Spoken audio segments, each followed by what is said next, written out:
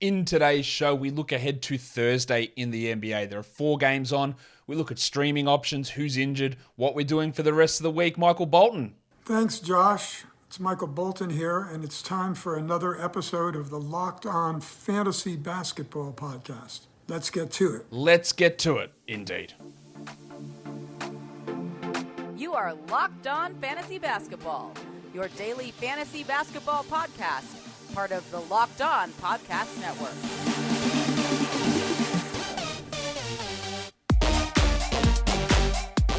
Hello and welcome to the Locked On Fantasy Basketball Podcast, brought to you by Basketball Monster. My name is Josh Lloyd and I am the lead fantasy analyst at basketballmonster.com. And you can find me on Twitter, as always, at redrock_bball, on TikTok at redrock_bball, and on Instagram at Locked On Fantasy Basketball. Today's episode is brought to you by FanDuel Sportsbook, official sportsbook of Locked On. Make every moment more. Visit fanduel.com/lockedon today to get started. Thank you for making Locked On Fantasy Basketball your first listen every day. We are free and available on all platforms. We're going to talk about Tuesday, but just before I do that, unbelievably, Anthony Simons has been upgraded to questionable today. He was out with a grade 2 ankle sprain, which is like a 4 to 6 week minimum type injury, and somehow he could return today. I don't know how that's possible. I don't know. Justice Winslow has a grade 2 ankle sprain. He's out, and that happened 2 months before. 3 months? 2 months. 2 months before. So I don't really know what's going on there at all. Was there misdiagnoses? Was there re-injuries? Is there a different healing factor? Obviously. So Simons looks like he's going to be back, which, again, kills Shaedon Sharpe or kills Cam Reddish. In the end, Simons is going to miss like 3 games if he returns for that game today. That's wild. I can't believe that it's been literally 2 weeks and he's going to be potentially back playing. But there you go. There's some news that I just didn't see coming. Let's look at the next game. Let's look at the first game for tomorrow morning. Let's get it on, Gilly. All right, Raptors-Wizards is that first game. The Raptors are 1.5 point favorites. Monte Morris is out. Kristaps Porzingis is off the injury report. So he's going to be available to play. What they do, we'll find out. On the Raptors side of things, they are injury-free at this stage. Jakob Poeltl's minutes have been a little bit annoying. 27, 27, 26 the last 3 games. Didn't play much in the fourth quarter, if at all, I think, in the fourth quarter of the game on Tuesday. And that's a little bit of a worry. But we watch he's still good. He's still putting up good numbers, but is there no 32, 33-minute upside? Are they going to just go back to that small lineup again?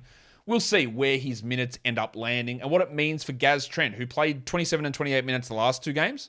That's a bit of a concern because we know that he needs a lot of volume to get to his value. But now he is a hold.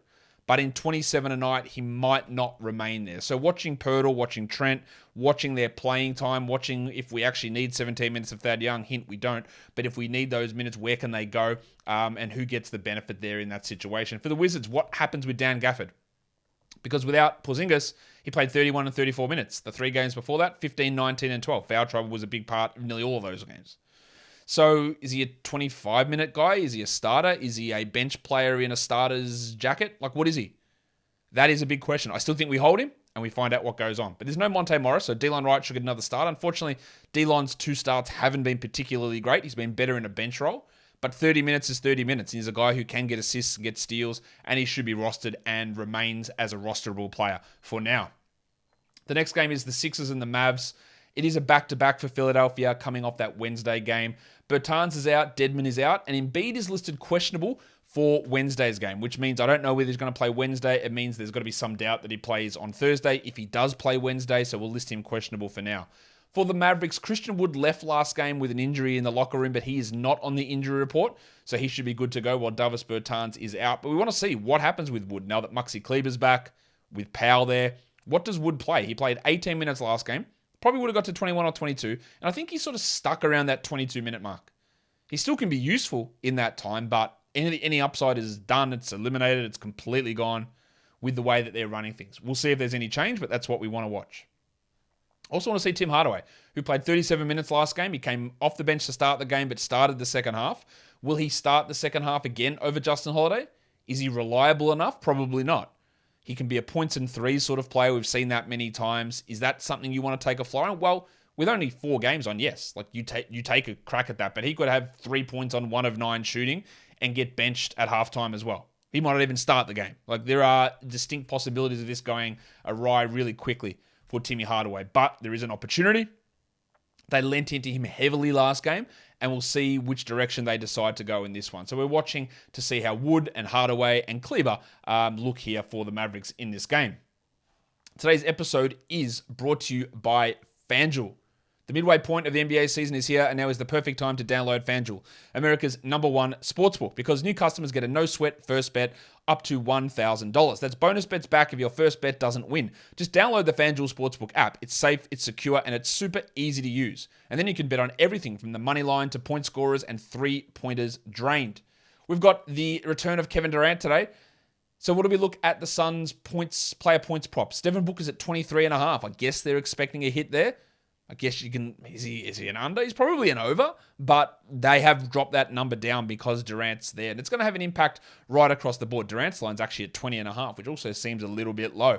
FanDuel, though, lets you combine your bets for a chance at a bigger payout with a same game parlay. So don't miss the chance to get your no-sweat first bet up to $1,000 in bonus bets when you go to FanDuel.com/lockedon. That's FanDuel.com/lockedon to learn more. Make every moment more with FanDuel, an official sports betting partner of the NBA. And don't forget to gamble responsibly. The third game of the day is... I just realized, did I put the wrong... I think I put the wrong ad screen up. I did. Apologies to you, FanDuel. Pacers Spurs. The Pacers are 5.5-point favorites here. For Indiana, there's no one currently out apart from Kendall Brown, who's out for the season. But if we look at San Antonio, there's a bunch of stuff that we just don't know, and they are quite poor at letting us know about this in advance. We don't know whether Malachi Branham, Trey Jones, Devin Vassell, Romeo Langford, Isaiah Roby, or Kem Birch are going to play. They are all questionable. And obviously, there's a lot of guards there. There's 4 guards, Branham, Jones, Vassell, and Langford. And all of them have had extended stretches of starting this season. So the value of players is very much up in the air. We'll start on the Indiana side. I think Jalen Smith is one to watch because he is the backup center apparently now. Stand by your man! And the minutes have been good, 20 and 16, the last 2 games, but it's more the fact that Carlisle seems to go out of his way to praise him at the moment that makes it more interesting to me. And that probably locks him in, at least short term, as the backup center. And for deeper leagues, you want to pay a little bit of attention there. I also want to watch Jordan Nwora, who played 29 minutes last game. That's 2 games in a row where he's played more minutes than Aaron Nesmith. Now, basically, he is Aaron Nesmith, a shooting guard who they play up at small forward, power forward quite a lot. He's never going to be afraid to take a shot. He ate into a little bit of Benedict Matherin's playing time last game as well. So Nwora is a very good deeper league ad, even like a 16-team league guy, I think, at this point. But how they utilize him in comparison to Duarte, to Brissett, who's out of the rotation, to Nesmith, is something we need to watch. For the Spurs, like, there's a chance that there's no Branham, no Jones, no Vassell, no Langford, so Blake Wesley will get a chance. There's also an opportunity that all 4 of those guys play, and Wesley doesn't touch the court at all. So we want to see what happens with Wesley, Devontae Graham, and those other guards, and how Pop uses them depending on who is in or out. There will be streaming options there. It looks like Jones might be available to play. It seems like Vassell might be available, but they'll be relatively limited, I would guess. I just think it's going to be a complete mess in terms of those minutes on a night-to-night basis, making it really hard to trust a lot of these guys, even players who are as good as Devin Vassell or Trey Jones. I'm not sure they're must roster. I think Vassell probably is. Who knows? He might play 20 minutes a night for 4 weeks, and that's not actually good enough. And there's just so many ups and downs and question marks regarding that entire rotation. The last game of the night is the Clippers and the Warriors. The Clippers are 2.5-point favorites in this one. For the Warriors, Steph won't play. He could return at some point across the Sunday to Thursday back-to-back. Wiggins is likely out again. I don't know that for sure, but I'm going to assume that Andrew Wiggins is out here, given that personal issue. There doesn't seem to be a timetable for him to return. Gaz Payton is out, and I'm not expecting Andy, Jesus. I was thinking Andy Wiggins and then Andre Iguodala. I don't expect Andre Iguodala to play. They also just signed a 10-day contract with Lester Quinones, who was on their summer league team, and I think he was on a 2-way to start the season as well, and they cut him before the season started to bring in Anthony Lamb and Milk. For the Clippers, well, there's a lot of questions. What happens with their rotation? What does Norman Powell play? Because he played 16 and 25 minutes the last 2 games and hasn't really been close to a 12-team league player. Can he maintain 12-team league value? How do they use him and Eric Gordon, who played 7 minutes, and Batum and Mann and Westbrook and Morris and all these guys? And also Morris, because Morris played 33 minutes against Denver, then played 21 against Minnesota, and he's been bad all season. I said this basically as soon as they acquired Marcus Morris. I go, what's the point of getting a guy who does the things that Paul George and Kawhi Leonard does, but does them significantly worse? Get someone else different out there who does different things. I don't get the point of Marcus Morris. I've never gotten the point of Marcus Morris on this team, and he's significantly worse now than when I first said that 2-3 years ago. How they use him, not that we care about Marcus Morris for fantasy, because we don't in 12-team leagues, but his value and his role impacts Powell, Mann, Batum, Gordon, Westbrook. And what do they do with Westbrook? I am every night confused about this Clippers rotation.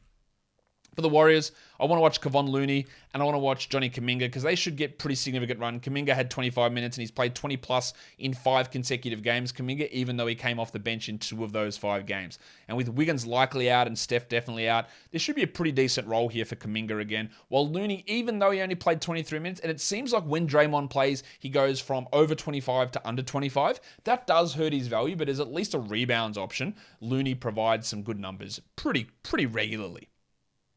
In terms of back-to-back streaming, well, the only teams that have that Thursday, Friday back-to-back are those 2 teams I just talked about, the Warriors and the Clippers. I don't know whether the Warriors sit anyone. Clay is playing back-to-back, so he should be all right. We know Wiggins and Steph probably aren't going to be there. Draymond, is there a chance he sits with the knee problem he has? Maybe. But for the Clippers, what do they do with Paul George and Kawhi Leonard? Do those guys both sit on Friday? I would guess they do. I guess there's a chance one of them even sits on Thursday. But that is something we need to watch with that back-to-back. So look to stream these players from these teams. Kuminga, Looney, maybe even Jerome, depending on who they sit for the Warriors there. Obviously, DiVincenzo. For the Clippers, Mann might have a boost. Gordon might have a boost. Powell might have a boost, depending on who they sit and when they sit them. For Category League streaming for Thursday, DiVincenzo probably the top of the list there. Really like his value. Delon Wright with the absence of Monte Morris. Dan Gafford and Denny Avdia. I'm less interested in Avdia with Porzingis back. I am still interested in Gafford, but there's still options. Jeremy Sochan. This is an interesting one because his minutes are relatively secure around 28 to 30.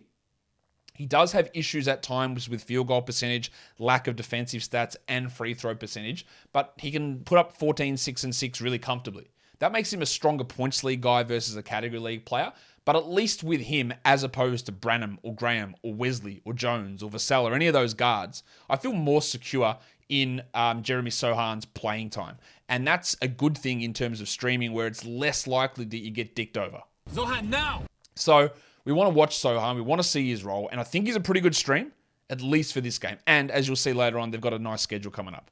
I also like Goldfinger Charlie Bassey, who only needs like 18 minutes a night to impact. And with 4 games on, we really actually like him for a stream for 12-team leagues. There's Kuminga in there as well as a 12-team category streamer, and even Aaron Nesmith, who the minutes have been a little bit iffy, as I just talked about. Jordan Nwora getting playing time over him. But he's at least an option with only 4 games on. But you could substitute Jordan Nwora's name in there.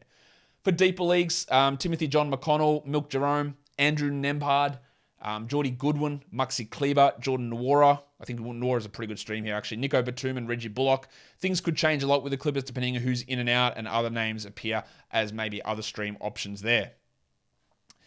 In terms of points league streamers, these guys are all available in 40% plus of leagues. Zach Collins, that shouldn't be the case. You add him. Dante DiVincenzo, Jeremy Sochan, better points league guy than category league player. Delon Wright, Avdia, Gafford, and again, Avdia pushed back a little bit with Porzingis back. Johnny Kuminga and Kevon Looney all have some pretty strong points league streaming value for the games on Thursday. If we look at the rest of the week now, Thursday, Friday, Saturday, Sunday, you've got Thursday as a low volume day, you've got Saturday as a low volume day. So who are the guys that play Thursday and Saturday? Well, you can see there are 3 teams there. There's the Spurs, you've got the Wizards, and you've got the Sixers, who have that combination. So we like Zach Collins a lot. Like, he should be rostered everywhere.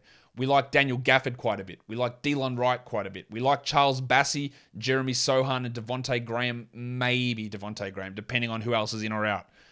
We like Avdia. We like D'Anthony Melton. A bunch of guys that you can get the Thursday and Saturday combo from here, which are both low-volume streamable days. If we just look at the rest of the week, though, this Thursday, Friday, Saturday, Sunday, irrespective of games played and when they are, these are all guys that I think are clear, actually top 90 players for the rest of the week and should be on someone's roster. And a lot of them have 3 games. Dante DiVincenzo has 3 games. A very easy add. These guys are all available in 40% plus of leagues. Zach Collins has 3 more games. A very easy add. Kyle Anderson has 2 more games. One of the easiest ads and has been for 3 months. Tari, regular season. Is it time? I don't know, but I'm adding him and seeing what happens. Matisse Thybulle with 2 games. Well, does Simons' return impact him? I'm not sure that it does. It might. But yeah, he's worth adding. Delon Wright's got 3 games. Drew Eubanks has 2 games. And Taylor Horton-Tucker has 2 more games this week. All of those guys are, I think, top 100 per game players. And all of them have at least 2 games, some of them 3, remaining this week. And they can be really good adds when you're trying to minimize how many waiver moves you make. And guys, that'll do it for me today. Don't forget to follow this podcast on Apple Podcasts, Google Podcasts, Stitcher, Spotify, and on the Odyssey app. And if you're here on YouTube, thumb it up and leave your comments down below. Guys, we are done here. Thank you so much for listening, everyone. See ya.